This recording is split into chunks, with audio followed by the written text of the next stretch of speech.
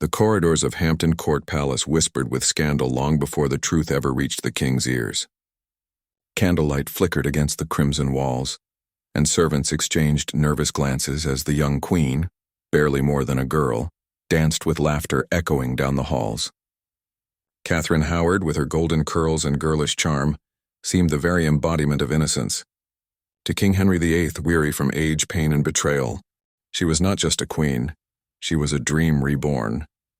But dreams, as England would soon discover, have a cruel way of turning into nightmares. Catherine's story did not begin in luxury. Born around 1523, she was the daughter of Lord Edmund Howard, a man of noble blood but little wealth, and Joyce Culpeper, who died when Catherine was still young. Orphaned and sent to live with her step-grandmother, the Dowager Duchess of Norfolk, Catherine was raised in a chaotic household in Lambeth, a place filled with young wards, laughter, music, and little discipline. The Duchess's home was a halfway house between nobility and neglect. Servants mingled too freely with the young girls, and behind tapestries and locked doors, flirtations blossomed into dangerous liaisons. Catherine was barely 13 when she first tasted the sweetness of forbidden affection. A music teacher, Henry Mannix, charmed her with lessons that became increasingly intimate. When their closeness was discovered, the Duchess scolded them, but the punishment was mild, almost dismissive. Catherine learned early that secrets could be buried beneath smiles. Soon after, she was drawn into another entanglement, this time with Francis Derham, a young man full of swagger and promise. Their relationship was far more serious. They exchanged gifts, called each other husband and wife, and shared nights together that would later haunt her to the scaffold. To the other girls, it seemed like harmless love. But in Tudor England, the past was a trap waiting to be sprung. In 1539, fate, or perhaps ambition, carried Catherine from that chaotic household to the glittering court of Henry VIII. Her uncle, the powerful Duke of Norfolk, saw in her a chance to restore his family's influence. The king, now a widower after the quiet annulment of his marriage to Anne of Cleves, was in desperate need of affection. He was 50 and bloated with gout, while Catherine was a radiant 16. When he first saw her, his heart and his vanity were instantly captured. "She is a rose without thorns," Henry declared, blinded by her beauty and youth. The court buzzed with envy and gossip.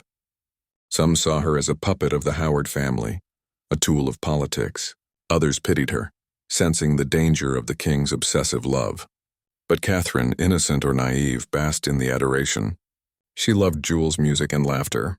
She filled the once solemn court with dancing and song, restoring the merriment that had vanished after Anne Boleyn's death.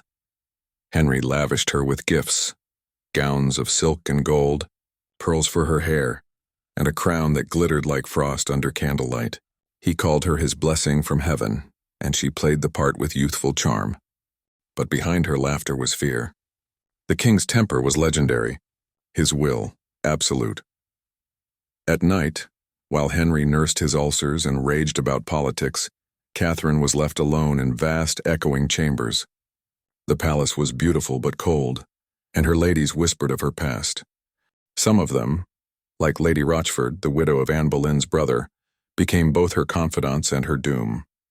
In those lonely hours, Catherine sought comfort not from the king, but from one closer to her age, a young courtier named Thomas Culpeper. Handsome, daring, and dangerously charming, Culpeper became her secret passion. What began as stolen glances in corridors soon turned into whispered meetings behind locked doors. Lady Rochford arranged their encounters, knowing full well the peril of such defiance. To Catherine, it must have felt like love, the kind she had known as a girl, thrilling and reckless. To Henry, still convinced of his young wife's purity, it was betrayal beyond imagination. The Queen's downfall began. As all tragedies do, with a whisper, rumors reached Archbishop Thomas Cranmer, who dared not ignore them. He sent a cautious letter to the king, detailing Catherine's light behavior before her marriage. At first, Henry refused to believe it. He wept, raged, and accused his enemies of lies. But as the evidence mounted, testimonies, letters, and witnesses, the illusion crumbled. Derham was brought before the council and confessed to having been intimate with the Queen before her marriage. That alone was damning, for it meant she had deceived the king into marrying her. But when Culpeper's name emerged, the story turned from scandal to treason. Catherine was arrested, dragged from her chamber screaming for mercy. The laughter that once filled Hampton Court was replaced by silence. She was imprisoned in Sion Abbey, pale and terrified, while her former lovers were tortured in the Tower. Henry refused to see her. The king who had once called her his blessing now called her his curse. Catherine's past had risen from the shadows to destroy her. And as the bells of London tolled for her approaching doom, the young queen finally realized that in Henry's court, beauty was a crown and a death sentence. The cold November wind rattled through the bars of Catherine's cell at Sion Abbey. She had not seen the king for weeks. Her dresses had been taken, her jewels confiscated. Once a queen, she now sat on a rough wooden stool, wrapped in a thin cloak, clutching a rosary with trembling fingers. She was barely 20. Beyond the walls, London buzzed with gossip and morbid fascination. Two men, Francis Derham and Thomas Culpeper, had already met their fate. Derham was hanged, drawn and quartered, his screams echoing across Tyburn. Culpeper, perhaps spared a crueler death due to his noble birth, was beheaded. Their bodies were a warning. Love was treason when it touched the king's crown. Catherine's turn would come soon. Inside her cell, she swung between hysteria and prayer. "I was but a child," she wept to her guards.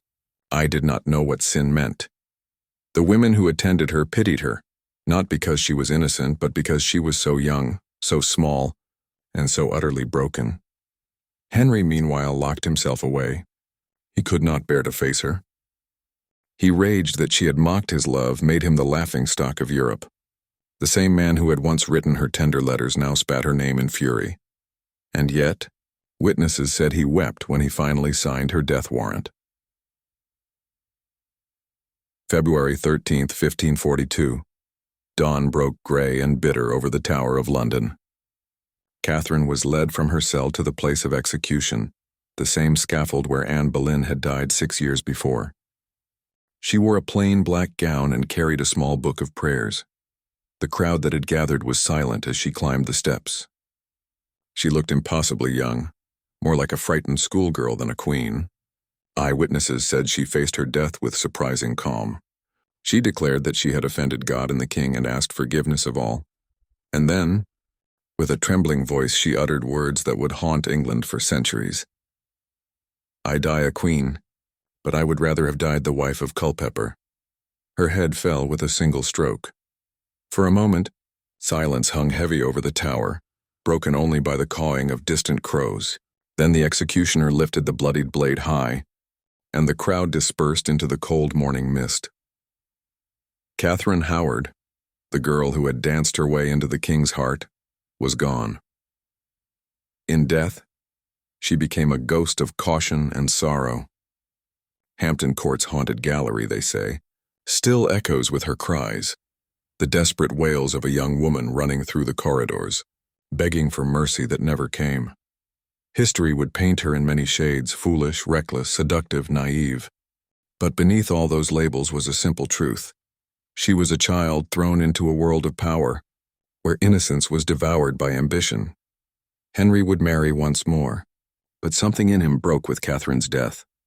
The king who once sang and hunted became a shadow of himself, paranoid, crippled, and haunted. Perhaps in his moments of solitude he remembered the young queen who had called him her sweet husband, and wondered if love had ever truly been his.